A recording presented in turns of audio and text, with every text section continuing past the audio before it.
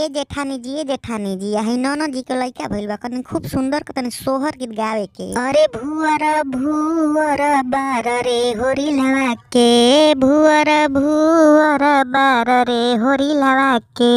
होरी लकी mummy महलो की रानी, महलो की रानी रमा महलो की रानी, पापा हमें रंग बाजरे होरी लवा के,